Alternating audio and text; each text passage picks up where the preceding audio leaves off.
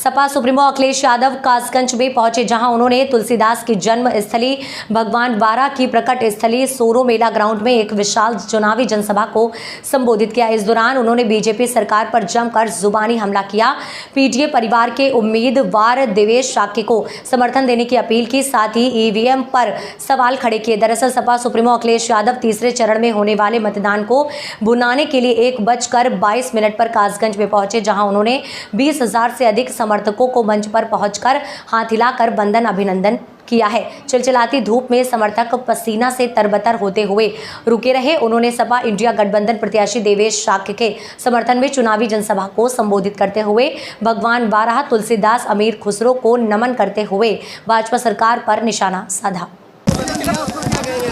मुझे जानकारी नहीं है क्योंकि मैंने मोबाइल खोला नहीं। क्या डिसीजन लिया है? गिन रहे हैं कि नहीं गिन रहे हैं?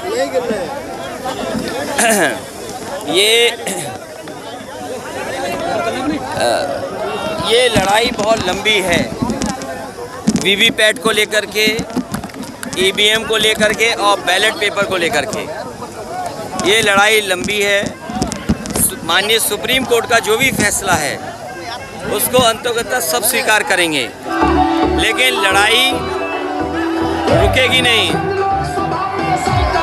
लड़ाई लगातार चलेगी और लड़ाई इसलिए ज़रूरी है क्योंकि दुनिया के तमाम देश हैं जो ईवीएम और ईवीएम से वोट डलाने के लिए अनकॉन्स्टिट्यूशनल मांगते हैं। जर्मनी जो है देश, जो जर्मनी हमसे संपन्न है, हमसे ताकतवर है, हमसे बहुत आगे है, वो भी देश ईवीएम से वोट पड़ने को अनकॉन्स्टिट्यूशनल मांगता है।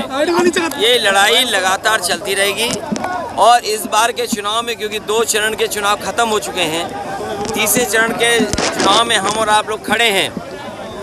मैं एक ही बात कहना चाहूँगा कि इंडिया गठबंधन को जिताओ, समाजवादी पार्टी को जिताओ, सरकार बनाओ और ईवीएम भी हटाओ। अखिलेश जी, आपने देवेश शाक्य को टिकट दे करके एटा लोकसभा से पीडीए का संदेश दिया है, क्या कहेंगे? मैं केवल एक ही बात कहना चाहता हूँ, इस पीडीए परिवार को बढ़ते हुए देखते, ये जो पीडीए परिवार बढ़ रहा है, इससे भारतीय जनता पार्टी घबराई हुई है, क्योंकि पीडीए परिवार अपने हक और सम्मान की लड़ाई लड़ रहा है। इस चुनाव में पीडीए परिवार अपने अधिकारों को मांग रहा है। भारतीय जनता पार्टी की सरकार में सब नौकरियां छिन गईं और नौकरियां इसलिए नहीं दे रहे हैं क्योंकि उन्हें आरक्षण देना पड़ेगा। ये सभी नौजवानों के भविष्य को ख़त्म कर रहे हैं। ये पीडीए की लड़ाई बड़ी है, इसको लगातार हम लोग लड़ते रहेंगे। आज कैसा चल रहा है चुनाव आपका? अभी तक तो जो सुनने में आ रहा है, साइकिल और कांग्रेस और इंडिया गठबंधन के पक्ष में बहुत वोट पड़ रहा है। जिस तरीके से पहले चरण में वोट पड़ा था उससे बेहतर लोग इस बार डाल रहे हैं, क्योंकि लोग ये महसूस करते हैं कि महंगाई और बेरोजगारी और अन्याय सरकार ने बढ़ाया है। जो वादे किए थे, किसान की आय 2 गुनी हो जाएगी, आज किसान पीछे मुड़ के देख रहा है कि किसान के साथ धोखा हुआ है। अखिलेश जी, प्रधानमंत्री जी महंगाई, भ्रष्टाचार की बात न करके सिंदूर और मंदिर और उसकी बात करते हैं, मुसलमान की बात करते हैं। वो इसलिए करते हैं अरे भारत के डाले ऊपर मत बताने को कुछ नहीं है। उनके भाषणों में रुझान दिखाई दे रहा है कि वो हार रहे हैं, और हारने वाला क्या न करे। हारने वाला छटपटाता है, हारने वाला कुछ करता है। अगर मैदान में पहलवान को देखते हो आप, जब हारने लगता है तो वो काटता है, कभी कपड़े फाड़ता है, कभी उंगली तोड़ने की कोशिश करता है। तो बीजेपी की कोई चाल चलने वाली नहीं है। इस बार जनता संविधान को बचाने वालों के साथ, और जो संविधान को बदलना चाहते हैं उन्हें जनता बदल देगी।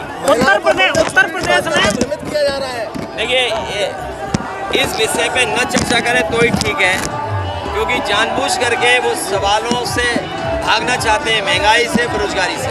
उत्तर प्रदेश में इंडिया गठबंधन की कितनी सीटें आएंगी अखिलेश जी? अभी जो देखने को मिल रहा है जी, 1 में लड़ाई है, बाकी 79 सीटों पर इंडिया गठबंधन आगे चल रहा है। समाजवादी पार्टी बार बार प्रत्याशी क्यों बदलती है? जो जीतने वाला है वही प्रत्याशी रहेगा। बहुत नेता